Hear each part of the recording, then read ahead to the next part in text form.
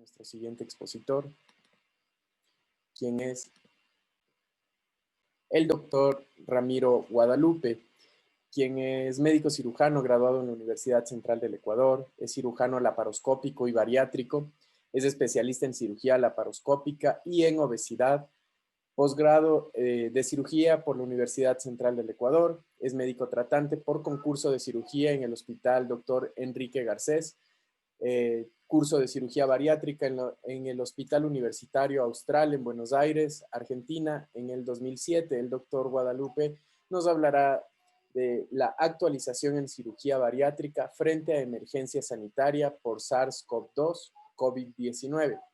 Doctor Ramiro Guadalupe, muy buenas noches, bienvenido. En este momento voy a activar, voy a darle los permisos para que usted pueda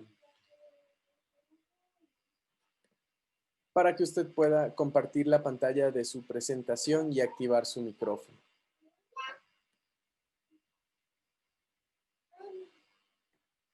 Aló, buenas noches. Buenas noches, doctor. Ya le estamos escuchando.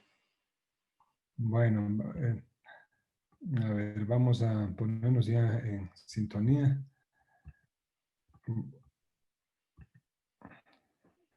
Ya. Aló, colegas, ¿sí me escuchan? Perfecto, doctor. Le estamos escuchando y tenemos la imagen de su presentación ya en la pantalla. Bueno. A ver.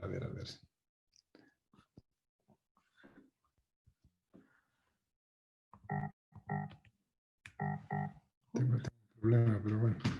Ya vamos a... Si le puedo asistir en algo, doctor, por favor. No, gajes del oficio un ratito, espérese un instante, ¿eh? No se preocupe. Hasta eso, tómese un respiro, sáquese la mascarilla, respiren un poquito y ya. A ver. Buenas noches, colegas. Ahora, sí, siguiendo el programa que ustedes muy acertadamente organizaron, estamos en la última charla sobre cirugía bariátrica. Ya se habían tomado las charlas anteriores, las indicaciones, la seguridad, cómo es los resultados, el tipo de cirugía. Ahora vamos a hablar sobre esta cirugía bariátrica frente a la emergencia sanitaria. Ahora, ¿qué pasa? Que no pasan las diapositivas. Ya, bueno. Esta presentación va a tener un objetivo: exponer la evolución cronológica de la cirugía bariátrica durante la pandemia con el COVID-19. Identificar los efectos del COVID en la población obesa. Determinar los beneficios de la cirugía bariátrica durante la pandemia. Puntualizar las recomendaciones actuales para la realización de esta cirugía en estas épocas que todos hemos vivido. Recordando siempre que el coronavirus es causante de un síndrome respiratorio agudo severo que pone en riesgo la vida de todos los involucrados y los que atienden y los que sufren, ¿verdad? Recuerden que, poniendo en tapete, recuerden que esta pandemia empezó allá en los chinos, en Wuhan en el 2019, y en marzo en el Ecuador, el 1 de marzo apareció el primer caso en Guayaquil y luego el segundo en nuestro hospital que estamos trabajando ahora, el Hospital de Juan Espejo. Y en marzo del 11 fue declarada por la Organización Mundial de la Salud ya como una pandemia. Entonces ahí empezamos, recordémonos, a ponernos ya un poco preocupados. En cuanto a la charla, es relacionar la obesidad con esta pandemia. Hay que recordar que la obesidad y el COVID están muy relacionados y la gravedad que esto puede suponer. Miren aquí en este gráfico estamos indicando el índice de masa corporal. Mientras más el índice de masa corporal aumenta, el riesgo y el requerimiento de atención mecánica ventilatoria aumenta. Miren, llegando ya cuando empieza la obesidad en las charlas que ustedes estaban escribiendo, recuérdense, y el índice sobre 30, de 30 a 35, 75% de pacientes obesos con síntomas pueden irse a ventilador.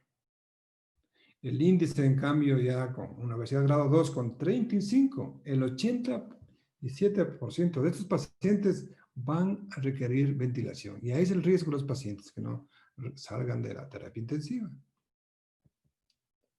Recuérdese que el COVID ha producido una mortalidad de más de 1.500.000 muertes. ¿Sí? Miren, ahí están mirando en todas las ciudades, China, Italia, España, México, y mire el número de pacientes que han fallecido y se han producido. La Organización Mundial de la Salud a la obesidad lo relacionó también con muertes, como ven acá, 2.800 en el 2017. Entonces, mire, la obesidad produce muerte y el COVID también produce muerte. ¿Qué les parece? Las dos cosas producen muertes. Entonces, la relación entre obesidad y infección por COVID es directamente proporcional a la obesidad. ¿Y por qué el paciente obeso tiene más riesgo de que se produzca mortalidad, verdad? ¿Por qué? Porque el obeso como tal es un paciente con estado inflamatorio persistente. Es decir, que la prevalencia de la obesidad se hace un aumento y se aumenta una gran transmisibilidad al paciente. Y la obesidad se asoció a mayor mortalidad. ¿Sí? ¿Se dan cuenta? Porque el paciente obeso es un paciente que está en un gran estado inflamatorio per se. Aquí ven en ese gráfico la cantidad de pacientes que han estado en esas condiciones, y en Ecuador está en una mortalidad elevada, si están viendo en ese punto, ¿sí? Entonces, vamos a insistir que ¿por qué afecta la obesidad en el curso del COVID? Lo que reiteré hace rato, que la obesidad es un proceso inflamatorio persistente por sí. Al ser proinflamatorio, existe una respuesta inmunitaria disminuida en todos los pacientes obesos. Y también el paciente obeso, por su contextura, por aumento de su volumen abdominal, hay una restricción ventilatoria, es decir, que la reserva fisiológica pulmonar es menor. ¿Sí? Miren, aquí está una tabla de qué es lo que le pasa al paciente obeso. Aumenta todos los factores inflamatorios, el factor de necrosis tumoral, todos los factores leucotrienes, todos los pacientes obesos tienen ese porcentaje elevado que demuestra inflamación. Cuando el paciente es contaminado por el COVID, acelera y aumenta. Y esa es la causa, es la causa de que el paciente pueda tener una respuesta muy agresiva y aumentando por su restricción fisiológica pulmonar. Entonces, queremos decir que el paciente obeso está en uno de los focos más importantes en esta pandemia. Y queremos recordar también que esta pandemia, este COVID, no ha venido de visita. El COVID vino para quedarse. Eso hay que entender. Entonces, nuestro cambio, nuestra actitud que va a ser, tenemos que adaptarnos a esta nueva realidad y entender que el COVID, como es una patología riesgosa en el sistema respiratorio, se queda y tenemos que aprender a cuidarnos, tanto como personas como pacientes que vamos a atender a esos pacientes. Entonces, si sabemos que el COVID y la obesidad matan, un infectado con SARS o con CoV-2 tiene mucha más mortalidad. Eso es lo que nosotros pensamos, ¿verdad? Y nos preguntamos, ¿debíamos haber suspendido los procedimientos bariátricos hace 8 meses? ¿Debíamos haber, a sabiendas que el paciente el obeso tiene riesgo por su estado inflamatorio? Un paciente obeso operado al inicio de la pandemia, ahora 8 meses después, si fue operado y se contagia a 8 meses, ¿creen que sería el mismo resultado? El paciente en esos 8 meses posiblemente ya dejó de ser obeso. Posiblemente la patología de este paciente, ¿qué podría haber sido? Una patología un poco más leve y con menos complicaciones que es la muerte, ¿verdad? Entonces, en todo esta trajinar de la pandemia, toda esta patología fue un debut, todos estábamos aprendiendo. Hubo una pandemia tanto del virus también como una pandemia informática. Había un resultado, otro resultado, y entonces había estate quieto, ¿cómo vamos a actuar? Miren, la sociedad latinoamericana mundial de obesidad ya empieza en febrero y marzo del 2020. Hace su primer estudio, vean, 4 pacientes con bypass gástrico. ¿Se dan cuenta? No había pacientes que se habían operado. Y empiezan a ver que esos pacientes, 3 ingresados al hospital, 2 a UCI, ¿se dan cuenta? Que concluyeron que el COVID puede complicar la evolución postoperatoria de cirugía bariátrica. Pues todos tenían que estar en paz, tranquilos. Pero luego, hay otro estudio, ya de enero ya aparecen otros estudios, ¿sí? Un estudio de corte multicéntrico, en el que ya se ve unos 1.200 pacientes con COVID operados en ese periodo. Pero viendo, miren, los resultados de una mortalidad de un 23.8%.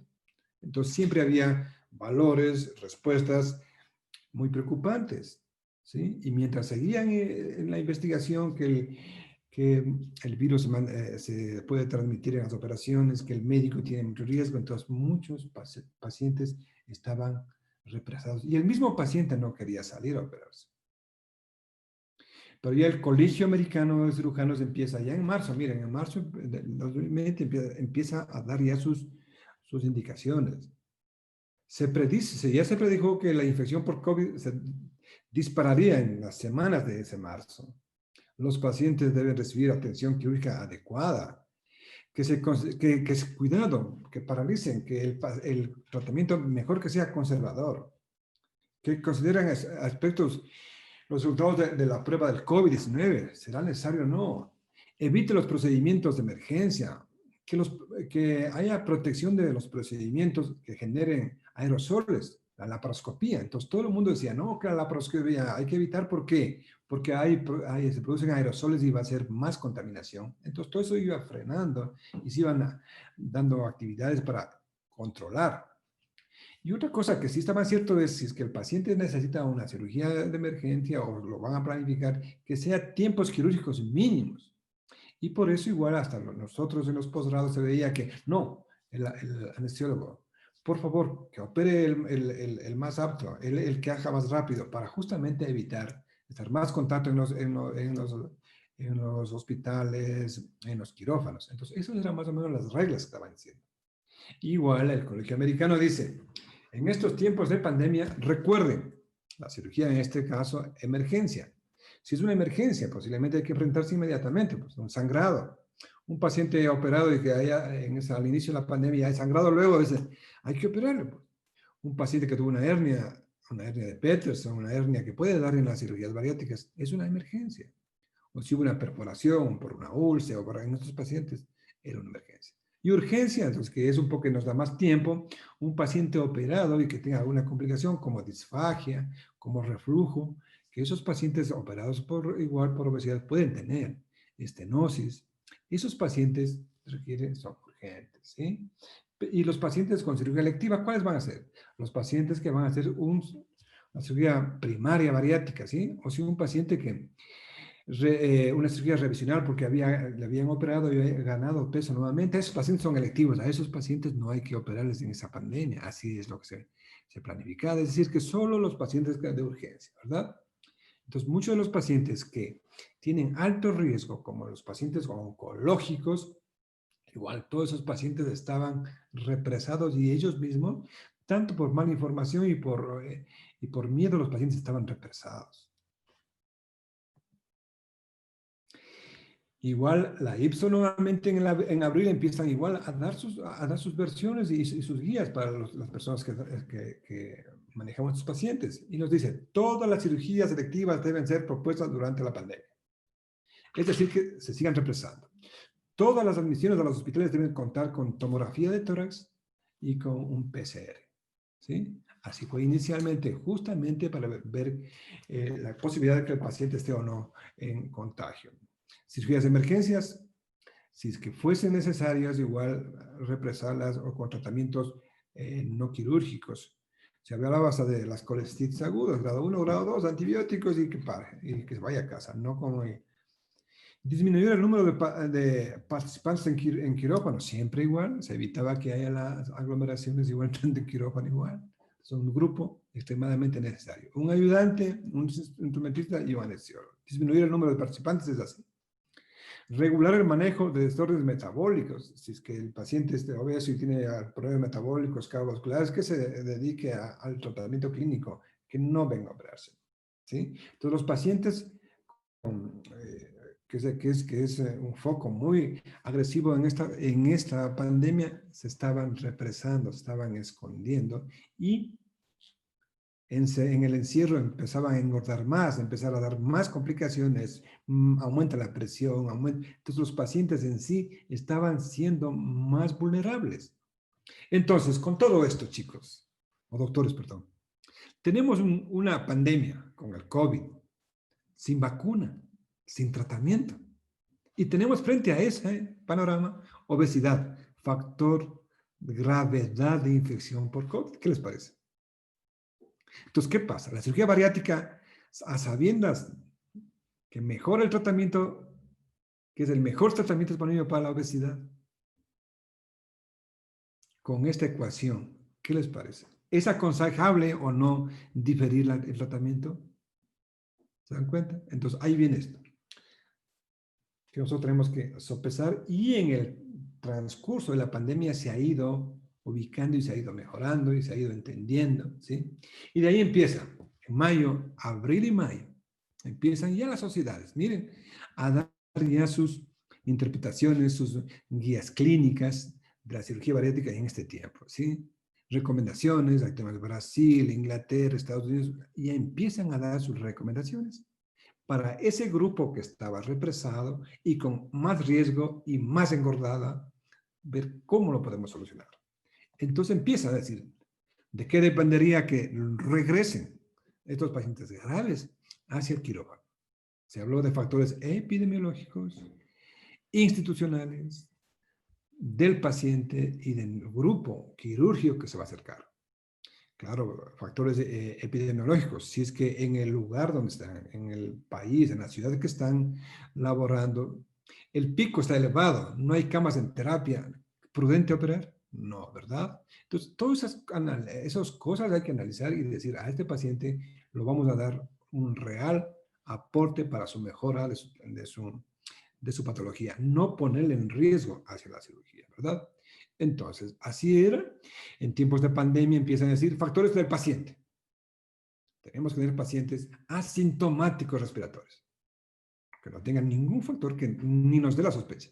Tos, fiebre, resfriados, síntomas gastrointestinales, porque así podrían aparecer pacientes asintomáticos. Que no tengan historia de algún padecimiento con COVID-19, que sea una edad de entre 20 y 50 años. Y mire, el índice de masa corporal que sea, empezaron a dar esa pequeña pauta, menos de 50, menos de índice de masa corporal de 50. ¿Se dan cuenta que es obesidad, es mórbida, verdad? Sin comorbilidades al inicio, porque tenían riesgo que se vayan a complicar más. O las comorbilidades controladas, que podría deteriorarse en el tiempo, ¿verdad? Que no tengan enfermedades respiratorias. Y un factor importante, no fumadores, porque se ha visto una relación directamente proporcional a la gravedad los pacientes que se infectan con COVID y los pacientes fumadores.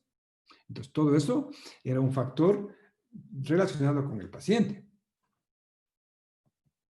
Factores institucionales. Es importante, yo escuché a Fernando Torres hace rato, que o sea, no hay que operar donde quiera. Y mucho más en estos momentos que son de vital seguridad al paciente. Entonces, usaremos hospitales con categorías de primero, no COVID, en que realmente se demuestre que hay áreas no COVID, ¿sí? En centros especializados que se dedican a esta cirugía, pues, o sea, que tengan experiencia, que se opere en 1 o 2 casos diarios, o sea, que tengan la real experiencia en estos pacientes. Ya se indicó que siempre se esperaba que haya menos gente y que sean los más capacitados. Decían, administración del paciente el mismo día para evitar más tiempo y prolongada de estancia, ¿sí? Screening 24 horas previa a la cirugía con PCR en unos hospitales y en otros hasta con tomografía, porque a veces el PCR podía haber fallado y la tomografía dar síntomas igual ya objetivos, ¿sí? Repetir el PCR al alta del paciente y documentar. Es decir, que el paciente igual ingresa y que salga sin el contagio. El consentimiento informado. debe incluir el riesgo de adquirir COVID. Siempre hay un consentimiento informado de la cirugía, pero ahí también se requería un consentimiento informado relacionado a la posibilidad de un contagio, ¿no? También igual, como insistían en que limitar los acompañantes o las visitas a familiares. Y esos familiares igual que tengan un examen adicional de no contagio. Y luego, para darse más garantía en ese tiempo, se hablaba de aislamiento postoperatorio de 14 días postoperatorios, que es el tiempo de incubación de la aparición del virus. Entonces, todo estaba estos factores indicados en la opción de proteger al paciente tanto en el preoperatorio, en el postoperatorio y luego en su recuperación, para evitar justamente un paciente recién operado que tenga una complicación que podría ser severa. Factores del equipo que enfrenta y que va a dar solución. Personal con instrucción de medidas de protección, cómo utilizar las medidas que requieren de protección, tanto PAL y tampoco utilizar igual deliberadamente, por decirles una mascarilla que tenga filtro, que solo se protege el médico, y todas esas condiciones para que sea protección tanto de él como para el paciente. Posiblemente, si es que hubiese la posibilidad de utilizar quirófanos con sistemas de presión negativa que garanticen un ambiente igual negativo y que desaparezca la contaminación aerosólica, ¿no es cierto? Habíamos también dicho limitar el número de participantes quirúrgicos es con la misma opción de que no haya el momento de la actuación quirúrgica un número exagerado tanto para contaminación quirúrgica o del paciente. Los equipos de presión durante los procedimientos que generan aerosol, como es la intubación y la laparoscopía que tienen que hacer, igual se sugería que en el momento de la intubación no haya nadie más sino el anestesiólogo y su ayudante, y en la laparoscopía se inventaron filtros en succiones para evitar que se haya el aerosol en el área quirúrgica. Y si hubiese un escape, igual con el sistema de presión negativa era la solución.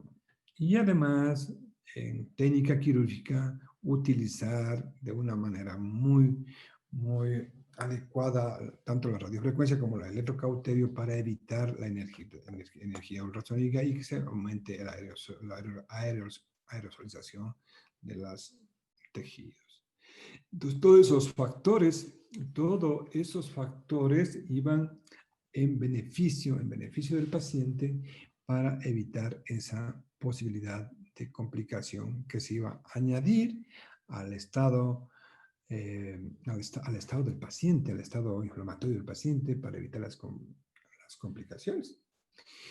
De acuerdo a todo lo que habíamos descrito, y empiezan a hacer un estudio en Génova, como objetivo fundamental, investigar la morbilidad y mortalidad hasta 30 días después del procedimiento bariátricos primarios entre mayo y julio del 2020. Miren, cronológicamente ya estamos ahora sí, ya hubo un poco más de apertura con las reglas dichas, ¿no es cierto? Que tomamos en cuenta al personal, que tomamos en cuenta al paciente. Entonces ya hubo un pequeño grupo ya que iba empezando a operar, a ir ubicando a los pacientes que estaban en riesgo para lograr su baja de peso, que su baja de peso iba a ser una de las boyas para evitar o afrontar de mejor medida a esta pandemia, a esta infección, ¿sí? Con un sistema de Clavin-Dindo, que es el grado de complicación que presenta en cualquier procedimiento, ¿sí? Y hacen un estudio de 2.116 pacientes, miren, en 38 países y con 133 hospitales. Entonces, en esos hospitales vamos a ver qué ha pasado, qué hemos aprendido y cómo hemos tenido el resultado de estos pacientes que los teníamos repasados y los estamos sacando ya, ¿verdad? Entonces, ¿qué es lo que va apareciendo? Este estudio en el que se veía el grado de complicación, se veía que en el grado 1 había el 2%, en los grados de complicaciones bajo porcentaje con las debidas cautelas. Se vio que las complicaciones en sí, en estos pacientes con las medidas que se habían acordado y se habían reglado, llegaban a un 6.8% de complicaciones. Y las complicaciones de todas estas eran leves, del 2, al 3, del 0.5, como ustedes estaban mirando acá al lado, ¿sí ven? Entonces, estamos viendo que pacientes sintomáticos, 0.5%, ¿se dan cuenta? Entonces, vamos viendo que el COVID en estos pacientes, ¿sí? Fue hasta el 0.5% y una mortalidad relacionada a esto en estos pacientes bajo los argumentos, bajo las reglas que se ha establecido de selectividad de los pacientes, se encontró una mortalidad del 0.05%. ¿Sí? Y de esto se hizo mucho hincapié que el mejor índice de complicaciones era en cirujanos con mayor experiencia. Bueno, entonces, miren, entonces hacemos énfasis que entonces, si es que en una época de difícil circunstancia en la que había tanto psicológicamente bombardeo de información, si se hacían las cosas regladas con argumentos y con experiencia de cirugía, se encontró bajas complicaciones y baja mortalidad. Entonces, aquí tengo un paciente nuestro. A este paciente le operamos el último día, el último día en que decía, ya no hay cómo operar a los pacientes. Este paciente tenía un índice de 50, ¿sí? Y ahora está así, está con índice de 28. ¿Qué les parece? A este paciente ahora, si le da o se contamina con COVID, tendrá una mejor respuesta que cuando estaba de esta manera, ¿verdad? Entonces, sí es posible, con un razonamiento en que luego de pasar el estrés de no saber de qué se trata esta enfermedad, no saber de qué es lo que va a pasar con la aerolización del virus, si es que el paciente va a ser más grave, siempre y cuando hagamos las cosas bajo los argumentos de evitar el riesgo y ser muy seguro con accionar, tenemos éxito en los pacientes, ¿sí? Y así hay algunas guías, igual voy a hacer un hincapié en estas guías en tiempos de COVID, que vamos a indicar igual. Dice, beneficios de la cirugía bariátrica en esta temporada, ¿sí ven? Estratificando el grado de beneficio de la cirugía bariátrica durante el periodo de pandemia. Viendo, ahí nos dicen, entonces estos señores, número de comorbilidades. ¿Qué número de comorbilidades tiene el paciente? ¿Qué severidad de esta comorbilidad tiene? Tiempo de evolución, índice de masa corporal y qué tipo de cirugía le queremos ofrecer, ¿sí? Entonces aquí vemos en este organigrama vamos a ver alta prioridad de pacientes que vayan a quirófano, número de comorbilidades, ¿sí? Más de 2, ¿sí? Diabetes, menos de 3 años, insulino dependientes, resistentes, pacientes que tienen síntomas específicos como reflujo, pacientes que tengan disfagia, todos estos pacientes, si están controlados igual, van a tener una prioridad y van a tener un bajo índice de morbilidad. Moderado, número de comorbilidades 0, pues ahí, si no tiene morbilidades va a ser la moderada las posibilidades de que haya complicaciones. Y así vamos viendo. Si tiene un paciente con 10 años de historia de diabetes, esos pacientes igual tendrían que esperar, si no van a ser los otros que tienen más posibilidades de tener complicaciones, ser los que tienen que ser operados. Pacientes de más de 65 años, a ellos son moderados, los operaríamos en otro término, ¿sí? Entonces, nos proponen hacer la verificación para la decisión quirúrgica. Como habíamos dicho, tomar en cuenta el riesgo y el beneficio. Y ese riesgo y beneficio no lo toma el cirujano. Igual en la charla que dieron antes, me hablaron, pues igual, y hay que recalcar que hay que tener una valoración prequirúrgica de un equipo multidisciplinario, interdisciplinario. Esta pandemia nos ha enseñado justamente que hay que trabajar en equipo y que las decisiones deben tomarlas en ese sentido. Tener el PCR negativo. Y si es que es necesario realizar tomografía en los pacientes, que es un elemento muy importante y que es mucho más específico. Consentimiento que habíamos dicho, ¿verdad? Entonces, en este organigrama, en este esquema, valoración por el consenso multidisciplinario que tenga una COVID negativo, negativo tomografía y de esa manera con un consentimiento informado específico para entender que hay un riesgo bajo, igual el paciente se sometía a cirugía. En la valoración también lo toman en cuenta. En cuanto al PCR y los anticuerpos para SARS-CoV-2, se ve que el PCR es más importante que la hemoglobina IgG y IgM en cuanto a qué? Al alto riesgo del paciente y de contagiosidad. Entonces, miren, aquí el PCR positivo y si IgG negativo, alto riesgo, porque es un diagnóstico. Si es que la IgG es positivo, la IgM positivo, entonces está este momento con la infección, periodo inicial de la infección. ¿Se dan cuenta? ¿Sí? Si tiene IgG positivo, IgM positiva, mira, está IgG, IgM positivo, las dos, fase activa de la infección. Alto riesgo también.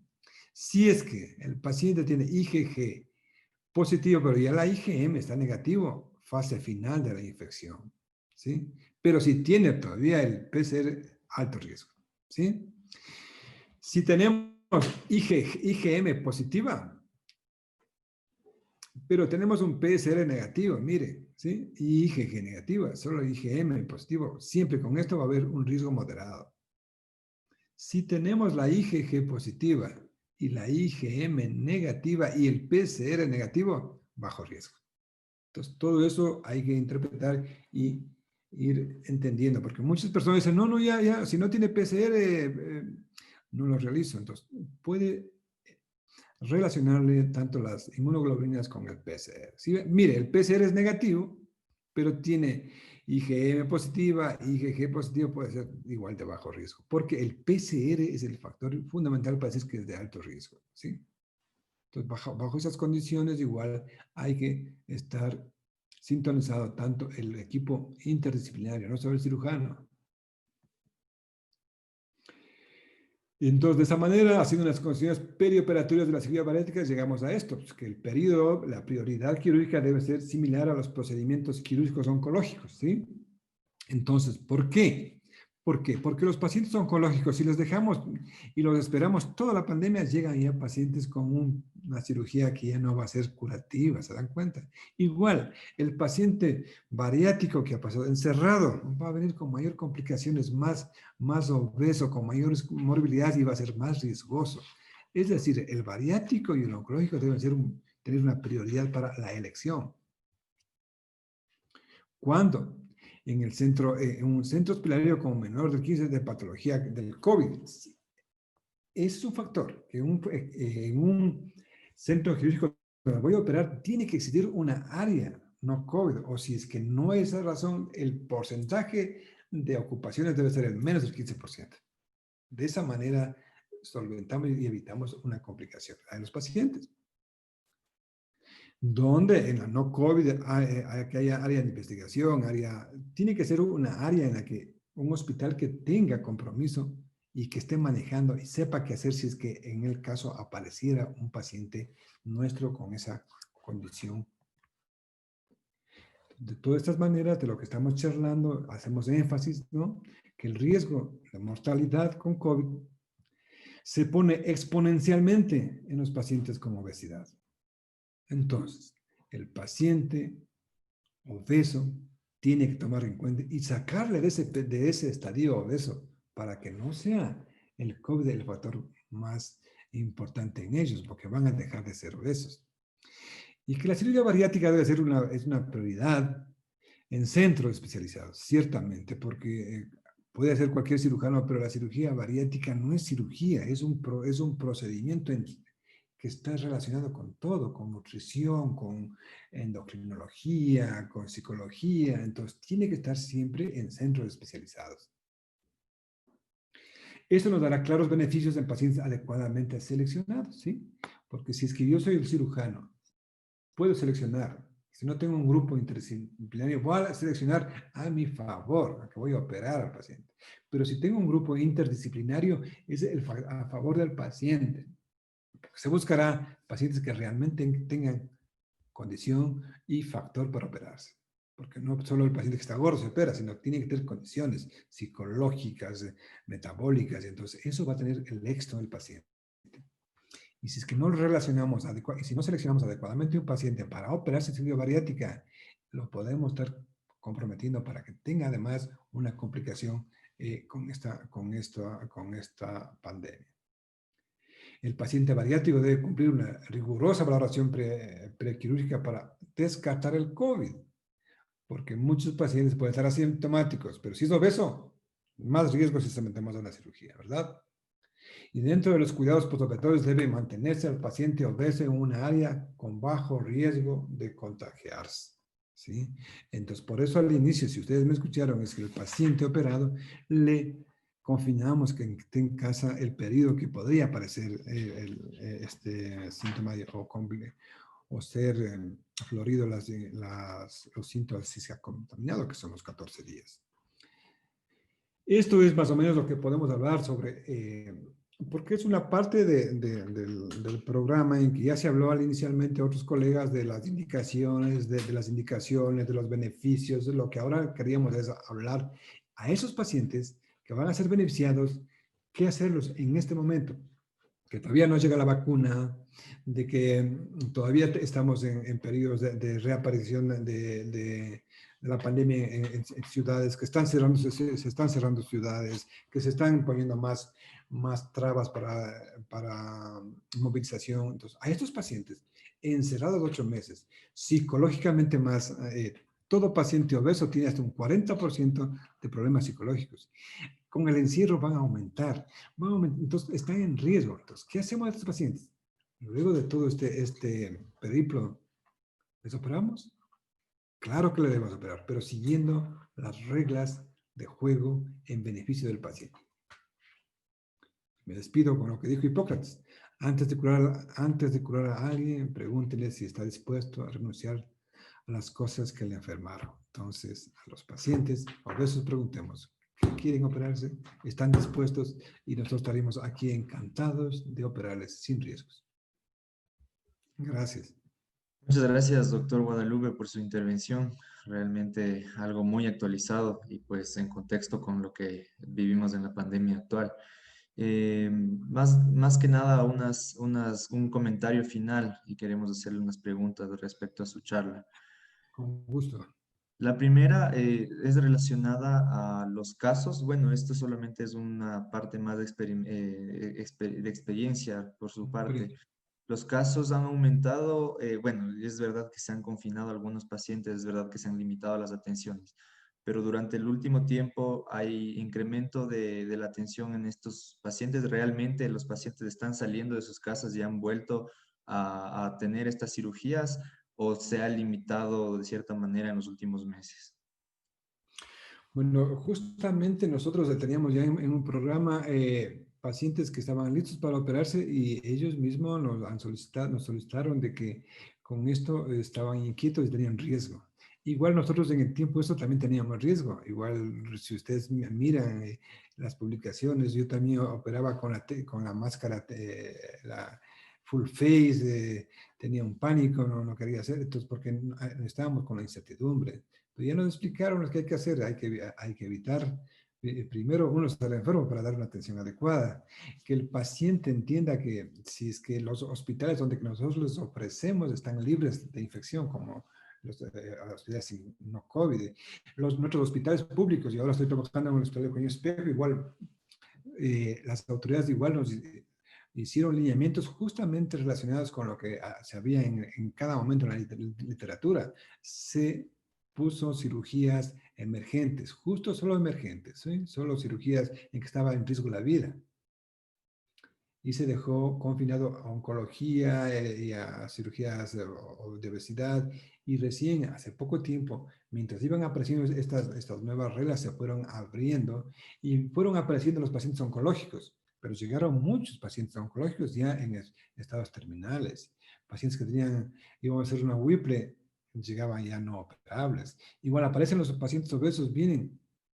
Nosotros para hacer una cirugía de obesidad necesitamos que baje de peso, que tengan las valoraciones psicológicas, neumológicas, pero ya 8 meses se quedaron ya no aplicables porque no duran tanto una interconsulta, ¿se dan cuenta? Entonces, fue más gastos de los pacientes igual vienen más gordos y nosotros queríamos que bajen de peso previo, ¿no es cierto? Entonces se iban nuevamente encaminando y buscábamos igual cirugías que sean un poco más rápidas, con menos riesgo, que no requieran que vaya el paciente a terapia intensiva. Y en estos momentos los pacientes ya están reapareciendo, pero igual con noticias, igual nuevamente, dice, ¿nos quedamos o no? ¿Va a aparecer nuevamente? O dicen otros, espero doctor, que me opere después que llegue la vacuna. Entonces, así son contextos que se están pasando. Pero nosotros en sí, en los hospitales, vemos pacientes mucho más complejos, que estamos retomando la actividad ya quirúrgica, hay una gran afluencia de personas que llegan igual, nosotros intentamos que se mantenga el distanciamiento y para que no aparezcan nuevos picos y de esta manera darles de una u otra manera, de una u otra opción a los pacientes que realmente necesitan, que son justo los pacientes obesos. Y usted hizo una pregunta a los doctores que hacemos los pacientes, el costo que es una cirugía muy onerosa. Es onerosa al inicio porque luego se ve que es menos costosa porque ya va a ir a trabajar, ya van a tener complicaciones, va a tener una mejor autoestima, va a ser ya incluido en la sociedad porque el paciente obeso es maltratado y es aislado. Claro que sí, doctor. Unas consideraciones muy importantes a tomar en cuenta relacionadas a lo que nos ha comentado. Y pues bueno, eso sería todo por el tema de hoy. Le agradecemos bastante al doctor Ramiro Guadalupe por su participación muy valiosa, esperando poder tener su presencia en próximas ocasiones, doctor. Bueno, Muy agradecidos con usted. espero haber aportado a los médicos jóvenes y estamos a las órdenes en cualquier momento. Yo trabajo en el Hospital Eugenio Espejo, en el área quirúrgica y acá en el Hospital Metropolitano. Por cualquier vía les puedo ayudar. Muchas Ok, gracias, doctor. hasta la vista.